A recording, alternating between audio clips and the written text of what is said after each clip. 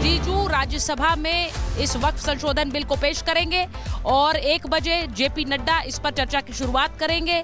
ये बड़ी खबर अपने दर्शकों को बता रहे हैं। वक्फ संशोधन बिल किरण रिजिजू जो कि इस वक्फ संशोधन बिल को आज राज्यसभा में भी चर्चा के लिए रखेंगे और इसके बाद इस पर चर्चा राज्यसभा में होगी। बीजेपी के 5 सांसद जिनकी फहरिस्त हमने आपको बताई है, जिनमें सुधांशु त्रिवेदी भी शामिल है, जेपी नड्डा इसमें चर्चा की शुरुआत करेंगे। ये सब अपना पक्ष आज राज्यसभा में रखने वाले हैं। अब इम्पोर्टेंट ये है चंद्र प्रकाश जी, जो बात अभी हो रही थी कि जो पार्टियां और जो बड़े नेता जो ये बात बार बार कह रहे हैं कि संविधान पर अब तक का सबसे बड़ा हमला है, वो किस जोर से और किस तरीके से अपनी बात जनता तक रख रहे हैं देश की संसद में, ये इंपॉर्टेंट है। और इस बात को लोग एक तरह से नोट भी कर रहे हैं, उस पर बयान भी दे रहे हैं। हमने सुबह ये सवाल उठाया था कि क्यों नहीं बोली हैं प्रियंका गांधी इस पर, क्यों नहीं राहुल गांधी ने बोला है। ना तो बयान और ना ही किसी तरह से इस वक्फ संशोधन बिल में वोटिंग से नाराज रहना, ये अपने आप में एक संदेश है। इतना बड़ा हमला है, आप गायब हैं। देखिए, संविधान पर हमला तो अब एक शब्द है, एक जुमला है जो कि किसी भी चीज़ के लिए कहा जा सकता है। अगर आज मौसम खराब है तो वो कह देंगे कि संविधान पर हमला है ये, तो उसकी अब बात ना की जाए। बेसिकली उसके पीछे छिपी हुई जो बात है वो क्या है? छिपी हुई बात यह है कि पिछले कुछ समय से जो अभी जो यूएसएआईडी और अमेरिका की जो पूरी फंडिंग बंद हुई, जो उनको ज्ञान मिलता था अमेरिका से जिन एजेंसियों से, वो सब बंद हुआ अब, और फंडिंग बहुत तरह की बंद हो गई। तो एक ये आखिरी शायद उनका एक वक्फ, कोई सामान्य, हम इसको ये ना समझें कि एक सामान्य संस्था थी और वो चल रही थी, कोई जैसे एनजीओ चलते हैं, ऐसा कुछ नहीं था। ये जो वक्फ की ज़मीनों पर बने बड़े बड़े मॉल, बड़े बड़े होटल, बड़े बड़े कटरे, बड़े बड़े मार्केट प्लेसेस जो हैं, इनसे किराया आता है, बहुत मोटा किराया आता है, बहुत बड़े इसमें पैसा इन्वॉल्व है। ऐसे ही नहीं, अगर ये तिलमिलाए हुए हैं कि सीएजी कैसे इसका वो करेगा। इसमें शिकायतों में सबसे बड़ी शिकायत एक ये भी है कि सीएजी कैसे इसका ऑडिट करेगा।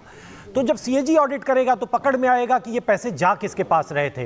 तो आज उन्हीं पैसों की तिलमिलाहट है, उन्हीं की समस्या, उन्हीं से लेकर उनकी मतलब उसकी चिंता है इनको। दूसरी बात यह है कि संविधान अब ये वो भेड़िया आया है कि जब जो जनता की नज़रों में अब समझ चुके हैं कि कोई भेड़िया नहीं आने वाला है, भेड़िया तो यही है। और ये हमको समझना पड़ेगा, एक सामान्य जनता के तौर पे भी देखना पड़ेगा, इसके पीछे के छुपे हुए इंटेंशंस को समझना पड़ेगा भारत के लोगों को, कि इस तरीके से ताक पर रखकर, एक पूरे देश को ताक पर रखकर, बार बार धमकी दे देकर कि हम सड़कों पर उतर जाएंगे, हम आग लगा देंगे, हम पार्टियों को ब्लैकमेल करेंगे, ये अब नहीं चलेगा। और इस चीज़ का ये वक्फ एक बोर्ड एक लिहाज से एक चीज़ को उसने बदला है, उस पूरे ट्रेंड को बदला है। जो सीएए में तमाशा हुआ वो वक्फ में नहीं होने पाया, ये देश के लिए अच्छी बात है। सुचारिता जी, एक लाइन और कहना चाहूंगा आपके जवाब में। मुझे ऐसा लगता है किरण रिजिजू राज्यसभा में पेश करेंगे वक्फ बिल को। और जैसा हमने कहा कि सोनिया गांधी क्या कह रही हैं, वो कह रही संविधान पर हमला है। रामगोपाल यादव क्या कह रहे हैं, ये बिल नाजायज है। जिस तरह राहुल गांधी की बात हो रही है, यही चर्चा, अगर प्रीति जी भी हैं, मैं आ रही हूँ प्रोफेसर प्रीति जी, वो ये सवाल उनसे भी पूछा जा रहा है क्योंकि कल बीजेपी के राष्ट्रीय अध्यक्ष को लेकर तंज हुआ, बोला गया योगी जी पे कुछ बोल दीजिए। तो सारे मुद्दों पर बात ही, बहुत से लोग कह रहे हैं कि भाई अखिलेश यादव ने इतना समय बीजेपी के राष्ट्रीय अध्यक्ष पर तंज कसने में, वहां से पलटकर जवाब भी आया गृह मंत्री का, उसमें तो लगाया, लेकिन वक्फ संशोधन बिल की कमियां गिनाने में उतना समय नहीं दिया। सुचरिता जी, देखिए, कल 12 घंटे जो बहस हुई और रात को 1 बजे वोटिंग हुई, 2 बजे रात को बिल पास हुआ, विपक्ष को पूरा समय दिया गया। सुबह 12 बजे से लेकर रात के 2 बजे, लगभग 14 घंटे जो ये पूरा जो वहाँ पे चर्चा हुई, विपक्ष के पास पूरा समय था अपनी बात रखना। मैं ये कह रही हूँ कि अगर विपक्ष को प्रॉब्लम है, जैसे लालू जी को 2010 में वक्फ से बड़ी प्रॉब्लम थी, वो पता नहीं बिहार के कोनों कोनों की बात कर रहे थे कि यहाँ पे वक्फ बोर्ड की संपत्ति जो है वो हड़पी जा रही है, वक्फ बोर्ड में ये धांधली चल रही है, वक्फ बोर्ड में ये हो रहा है। उनका हृदय परिवर्तन हो जाता है अचानक से 2010 के बाद 2025 में उनको वही वक्फ बोर्ड उनकी पार्टी को जो है वो आंखों में गड़ने लगता है और वो उसके खिलाफ वोटिंग करते हैं। कल विपक्ष को पूरा समय दिया गया, तो विपक्ष ने अपनी बात क्यों नहीं रखी?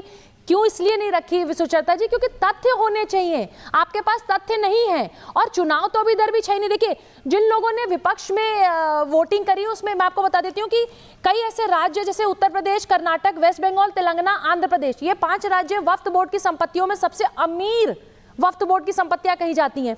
अकेले हैदराबाद में पूरे देश की जो वक्फ बोर्ड की संपत्ति है, याद रखिएगा हैदराबाद जहां से ओवैसी साहब आते हैं, क्योंकि सबसे ज्यादा वक्फ बोर्ड उन्हीं की आंखों में खटक रहा है इस समय, सबसे ज्यादा संविधान की बात करते हैं और किताब लेके आ जाते हैं और ज्ञान देते हैं।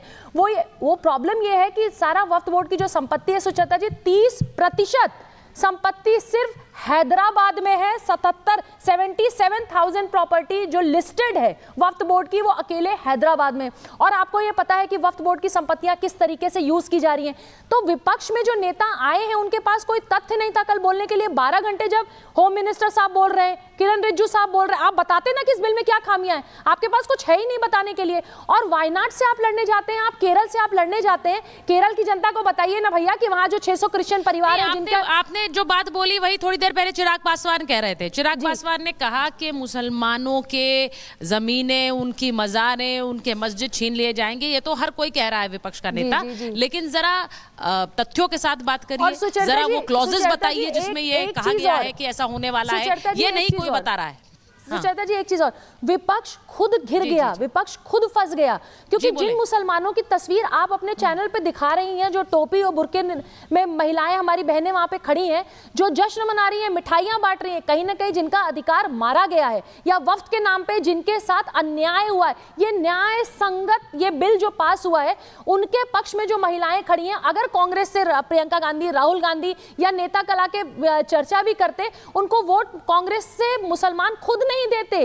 देश भर के मुसलमान राहुल गांधी, प्रियंका गांधी को अब इसलिए वोट नहीं करेंगे अगर ये कल कुछ बोलते, क्योंकि उनके न्याय की लड़ाई थी ये, उनकी न्याय की लड़ाई में तो नहीं खड़े हुए। क्रिश्चियन फैमिली जो केरला में है, जिनके 600 परिवार, 600 तो सिर्फ एक आंकड़ा है, केरल में 30,000 से ज्यादा, 30,000 एकड़ लैंड से ज्यादा ऐसा है जिसके ऊपर केसेस चल रहे हैं जो वक्फ की संपत्ति है।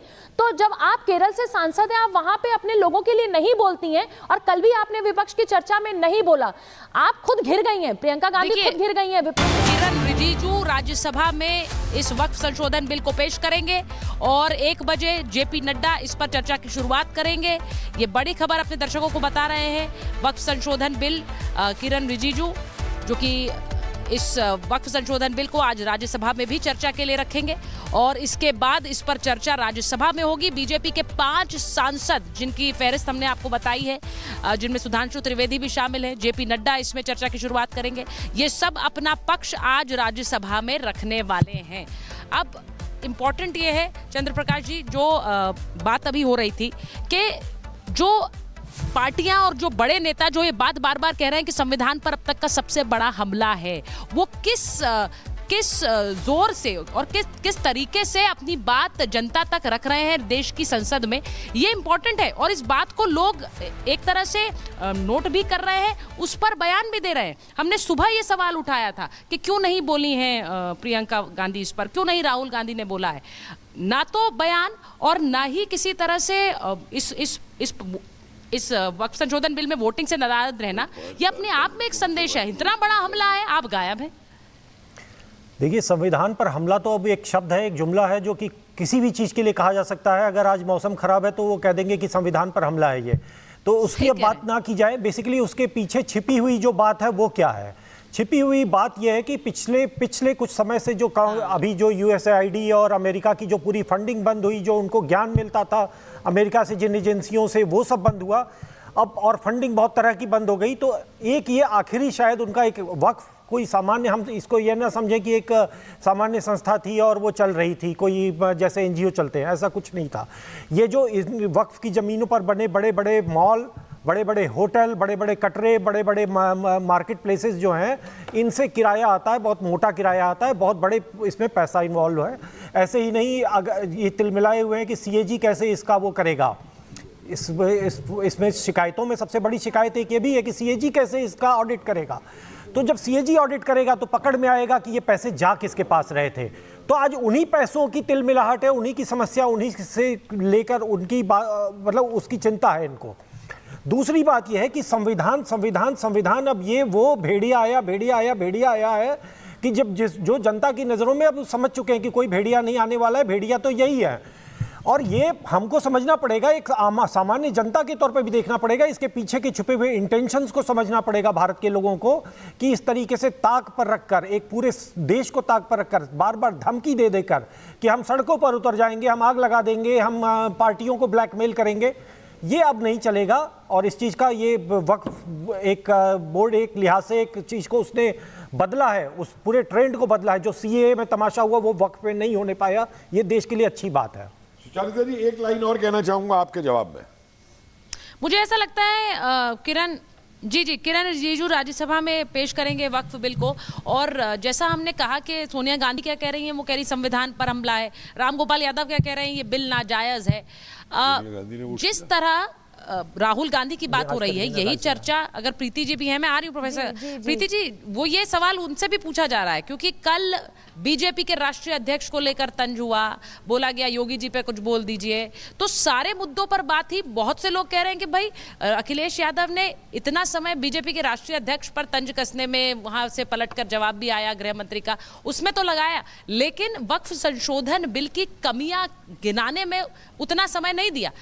सुचरिता जी देखिए, कल 12 घंटे जो बहस हुई और रात को 1 बजे वोटिंग हुई, 2 बजे रात को बिल पास हुआ, विपक्ष को पूरा समय दिया गया। सुबह 12 बजे से लेकर रात के 2 बजे, लगभग 14 घंटे जो ये पूरा जो वहां पे चर्चा हुई, विपक्ष के पास पूरा समय था अपनी बात रखना। मैं ये कह रही हूँ कि अगर विपक्ष को प्रॉब्लम है, जैसे लालू जी को 2010 में वक्फ से बड़ी प्रॉब्लम थी, वो पता नहीं बिहार के कोनों कोनों की बात कर रहे थे कि यहाँ पे वक्फ बोर्ड की संपत्ति जो है वो हड़पी जा रही है, वक्फ बोर्ड में ये धांधली चल रही है, वक्फ बोर्ड में ये हो रहा है। उनका हृदय परिवर्तन हो जाता है अचानक से 2010 के बाद 2025 में उनको वही वक्फ बोर्ड उनकी पार्टी को जो है वो आंखों में गड़ने लगता है और वो उसके खिलाफ वोटिंग करते हैं। कल विपक्ष को पूरा समय दिया गया, तो विपक्ष ने अपनी बात क्यों नहीं रखी? क्यों इसलिए नहीं रखी सुचरिता जी, क्योंकि तथ्य होने चाहिए। आपके पास तथ्य नहीं है और चुनाव तो अभी इधर भी है नहीं। देखिए, जिन लोगों ने विपक्ष में वोटिंग करी उसमें मैं आपको बता देती हूँ कि कई ऐसे राज्य जैसे उत्तर प्रदेश, कर्नाटक, वेस्ट बंगाल, तेलंगाना, आंध्र प्रदेश, ये 5 राज्य वक्फ बोर्ड की संपत्तियों में सबसे अमीर वक्फ बोर्ड की संपत्तियां कही जाती हैं। अकेले हैदराबाद में पूरे देश की जो वक्फ बोर्ड की संपत्ति है, याद रखिएगा, हैदराबाद जहां से ओवैसी साहब आते हैं, क्योंकि सबसे ज्यादा वक्फ बोर्ड उन्हीं की आंखों में खटक रहा है इस समय। सबसे ज्यादा संविधान की बात करते हैं और किताब लेके आ जाते हैं और ज्ञान देते हैं।